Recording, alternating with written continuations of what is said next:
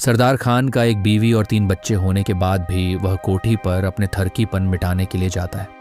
उसका ठरकीपन इतना ज्यादा था कि वह अपने पिता का मौत के बदला लेने के चलते जेल से भाग जाने के बाद भी वह दूसरी औरत से शादी करके एक बच्चा भी पैदा करता है।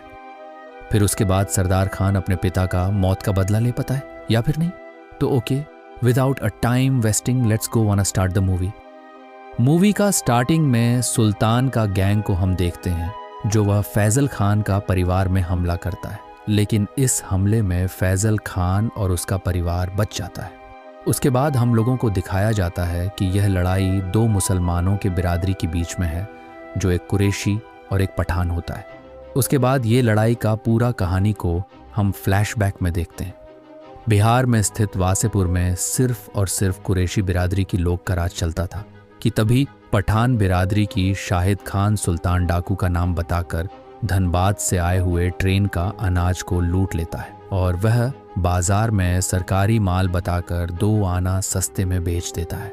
फिर उसके बाद इस चोरी का भनक सुल्तान डाकू को लगता है और जब शाहिद खान अगले ट्रेन का अनाज लूटने का प्रयास करता है तो तभी वहां पर सुल्तान डाकू का लोग आकर गोलीबारी शुरू कर देता है और यहाँ इस गोलीबारी में शाहिद खान और उसके भाई के अलावा सब लोग मर जाते हैं। उसके अगले दिन सुल्तान डाकू और शाहिद खान का बीच में पंचायत होता है। यहाँ सुल्तान डाकू शाहिद खान को वासेपुर छोड़ने के लिए कहता है और इसी तरह शाहिद खान वासेपुर को छोड़कर धनबाद में अपनी बीवी का कहना मानकर कोयले खदान में मजदूरी करने लगता है। कुछ दिन बीतने के बाद शाहिद का बीवी का डिलीवरी होता है और इस डिलीवरी के दौरान शाहिद का बीवी शाहिद को एक लड़का को जन्म देकर वो गुजर जाती है, जो इसका नाम सरदार खान रखा जाता है। उसके बाद अंग्रेज़ों से आज़ादी मिलने के बाद वहाँ का सभी खदान को रामधीर सिंह को सौंपा जाता है। रामधीर सिंह खदान चलाने के लिए शाहिद को पहलवान बनाता है। शाहिद पहलवान बनने के बाद मजदूरों को ज़बरदस्ती इकट्ठा करने लगता है। फिर उसके बाद एक दिन शाहिद अपने भाई को अपना प्लान बताता है कि वो कुछ दिन बीतने के बाद खदान को वो खुद हड़प लेगा। तभी शाहिद बात रामधीर छुपकर सुन लेता है और कुछ देर होने के बाद रामधीर काम का बहाना बनाकर शाहिद को लेने के लिए उसका घर आता है। शाहिद का चले जाने के बाद शाहिद का भाई को एक छाता मिलता है, जो यह छाता रामधीर सिंह का होता है। तभी उसको डाउट लगता है कि इससे पहले भी रामधीर सिंह उसका घर आया था और शायद उसने हमारी सारी बात को सुन लिया होगा। इसलिए शाहिद का भाई सरदार खान को लेकर वहां से भाग जाता है। उधर शहीद को पिस्टल खरीदने का बहाना बनाकर भेजा गया था, तो तभी वहां पर उसको मार दिया जाता है। उधर शाहिद का बेटा सरदार खान सर मुद्दवाता है और कसम खाता है कि वह अपने पिता का मौत का बदला जरूर लेगा। उसके 20 साल बाद हम देखते हैं जो सरदार खान का नगमा नाम की लड़की के साथ शादी हो जाता है। फिर उसके बाद सरदार नगमा को अपने दुश्मन के बारे में सब बताता है। उधर रामधीर सिंह चुनाव जीत जाने के बाद वह नेता बन जाता है। उसके बाद रामधीर मजदूरों को खदान का एसपी सेना का नाम भड़काकर एसपी सेना को मरवाता है और फिर एसपी सेना का जगह पर रामधीर अपना बेटा जेपी सिंह को रख देता है। उधर सरदार का शादी के कुछ महीने बीतने के बाद नगमा सरदार को कोठी में रंगे हाथ पकड़ता है और उसके कुछ दिन बीतने के बाद नगमा एक लड़का को जन्म देता है, जो इसका नाम दानिश होता है। उसके कुछ दिन बीतने के बाद नगमा फिर से प्रेग्नेंट होती है और फिर उसके बाद सरदार और अपने चाचा का बेटा अजगर वह तीनों बदला का प्लान बनाते हैं। सबसे पहले वह लोग जीपी सिंह से काम मांगता है, जो सरदार रामधीर सिंह के लोगों को पहुंचाने का काम के बहाने वह पेट्रोल को बेच सके। कुछ दिन बीतने के बाद सरदार पूरे पेट्रोल पंप का पैसा को लूट लेता है और इस पैसों से रामधीर सिंह हड़पे हुए जमीन सरदार अपने नाम करवाता है। उसके बाद इसका पता रामधीर सिंह को लगता है और वो सरदार के खिलाफ पुलिस कंप्लेंट करता है। पंचायत जाने से पहले सरदार एक छाता लेकर जाता है, जो रामधीर सिंह ने पहले उनका घर में छोड़ा था। तभी पंचायत के दौरान रामधीर सिंह को पता लगता है कि यह शाहिद खान का बेटा है। यहाँ सरदार और अजगर जीपी विधायक पर हाथ उठाने का जुर्म में जेल जाता है। फिर कुछ दिन के बाद नगमा और उनका बेटा दानिश सरदार के लिए खान का बहाने बम बनाने का सामान पहुंचा देता है। इस बम के जरिए वह दोनों के साथ साथ और भी कैदियों जेल से भाग जाते हैं। जेल से भगाने के बाद सरदार छुपने के लिए अपने घर नहीं बल्कि वासेपुर जाते हैं। यहाँ सरदार का अफेयर दुर्गा नाम की एक लड़की के साथ होता है और वो दुर्गा के साथ भी संबंध बनाता है। उसके बाद हम देखते हैं दोस्तों सरदार अपने घर वापस आता है। यहाँ हमें पता चलता है कि नगमा का दूसरा बेटा भी होता है जो इनका नाम फैजल होता है। नगमा का 2 बेटा होने के बाद भी नगमा प्रेग्नेंट होती है। उधर वासेपुर में हम कुरैशी बिरादरी के लोग का आतंकी को देखते हैं, जो वह लोग पठान बिरादरी के लड़कियों को उठाकर उनका इज्जत लूटकर उसको मार दिया जाता है। उसके बाद इसका भनक सरदार को लगता है और सरदार इन लोगों को चुन चुन के मारता है, यहाँ तक कि वह कुरैशी का पहलवान को भी मार देता है। उसके बाद इस बात का खबर सुल्तान को लगता है। सुल्तान यानी सुल्तान डाकू का बहन का बेटा होता है, जो ये सब सुनकर उसका खून गर्म हो जाता है। इसके बाद हम देखते हैं सरदार दुर्गा के पास जाता है। तभी हम लोगों को पता चलता है कि दुर्गा भी प्रेग्नेंट है। दुर्गा प्रेग्नेंट होने के बाद सरदार दुर्गा के साथ शादी करता है।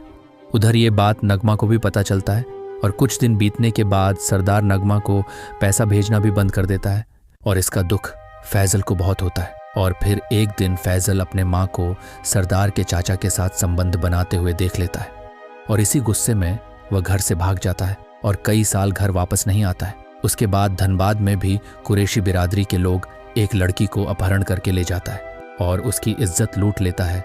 उसके बाद इसका खबर सरदार को लगता है और फिर सरदार उन लोगों को चुन चुन के मार देता है। फिर उसके कुछ दिन बाद रामधीर सिंह और सुल्तान एक हो जाते हैं और इधर सरदार कुरैशी को मारने के बाद लोहा चोरी करने का धंधा चलाता है। और फिर एक दिन सरदार धनबाद का अपना घर जाकर दानिश को अपने पास लेकर आता है, जो उसको लोहा चोरी का धंधा सौंप देता है। फिर उसके बाद एक दिन सुल्तान सरदार पर हमला करता है। इस हमले में सरदार तो बच जाता है, लेकिन उसका बेटा दानिश थोड़ा घायल हो जाता है। घायल होने के बाद दानिश को अस्पताल लाया जाता है। अस्पताल में सरदार का मुलाकात अपनी पहली बीवी नगमा के साथ होता है। उसके बाद सरदार दुर्गा के पास जाता है और दुर्गा को नगमा के साथ एक परिवार बनकर रहने को कन्विंस करता है, लेकिन दुर्गा यहाँ इस बात को साफ मना कर देता है। उसके बाद सरदार नगमा के पास जाकर रहने लगता है।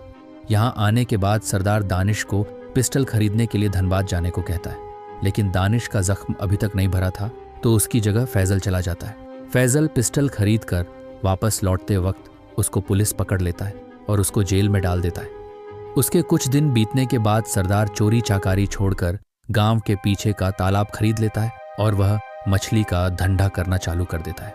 इसी दौरान दानिश को कुरैशी बिरादरी की एक लड़की के साथ प्यार हो जाता है। फिर एक दिन दानिश मस्जिद से लौटते वक्त वह सुल्तान का भाई विदुर को कन्विंस करता है कि ये आखिर दुश्मनी में क्या रखा है।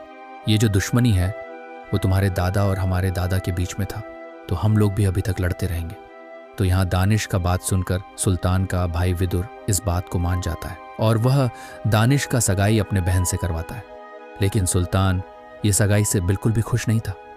उसके बाद उधर फैजल जेल से छूट जाता है और वह फिर से पिस्टल खरीदने वापस वहीं पर जाता है। फैजल को पता चल गया था कि यहाँ पर पिस्टल इतना सस्ते पर क्यों मिलता है। दरअसल फैजल पहली बार पिस्टल खरीदते वक्त एक पिस्टल में उसने कुछ निशान लगाया था और इस बार खरीदते वक्त उसको वही निशान का पिस्टल मिलता है और इसलिए फैजल यादव जी को वहीं पर गोली मार देता है और वो ट्रेन का टॉयलेट के ऊपर में पिस्टल का बैग को छुपा देता है और वो इसी तरह इस बार पुलिस से बच जाता है। उधर दानिश का शादी का कार्ड रामधीर तक पहुंच जाता है। ये देखकर उसको बिल्कुल भी अच्छा नहीं लगता है और वो सुल्तान का गुस्सा पर जहर फैलता है। दरअसल सुल्तान को भी यह शादी मंजूर नहीं था। उसके बाद सुल्तान विदुर के साथ झगड़ा करने लगता है, लेकिन विदुर यहाँ सुल्तान को समझाता है कि कुरैशी और पठान का बीच का लड़ाई में रामधीर का फायदा होता है, इसलिए तुम उसका बात पर यकीन मत करो। उसके बाद जैसे भी करके ये शादी धूमधाम से हो जाता है। ये शादी में फैजल का भी एक लड़की से प्यार हो जाता है। उसके बाद फैसल एक दिन स्टेशन जाकर वो पिस्टल का बैग लेकर आता है और वह रात को अपने दोस्त के साथ गांजा पीने लगता है। उधर हम देखते हैं दानिश पैसा के लिए और ढेर मछलियां निकालने के लिए सरदार को कहता है, लेकिन सरदार यहाँ दानिश को बताता है कि वो अपनी बीवी के चक्कर में बकरा ना बन जाए। अगले दिन सरदार दुर्गा के पास कुछ पैसे देने के लिए जाता है और जब वह वहां से निकल जाता है तो दुर्गा किसी को फोन पर उसके निकल जाने का इन्फॉर्मेशन देता है। रास्ते में सरदार का पेट्रोल खत्म हो जाता है, तो तभी कुछ देर बाद वहां पर सुल्तान आकर सरदार पर हमला कर देता है और इस हमले में सरदार का मौत हो जाता है। और पार्ट 1 का कहानी यहीं पर खत्म हो जाता है। उसके बाद जो हम लोगों को मूवी के स्टार्टिंग का सीन में दिखाया गया था जो सुल्तान फैजल का परिवार पर हमला करता है। वो दरअसल पार्ट 2 का सीन है और ये कहानी अभी ख़त्म नहीं हुआ है। वीडियो पसंद आया तो वीडियो को एक लाइक और पार्ट 2 देखने के लिए हमारे चैनल सब्सक्राइब कर दीजिए, क्योंकि पार्ट 2 आते ही आप लोगों को नोटिफिकेशन मिल जाएगा। मिलते हैं अगले वीडियो में, तब तक के लिए गुड बाय।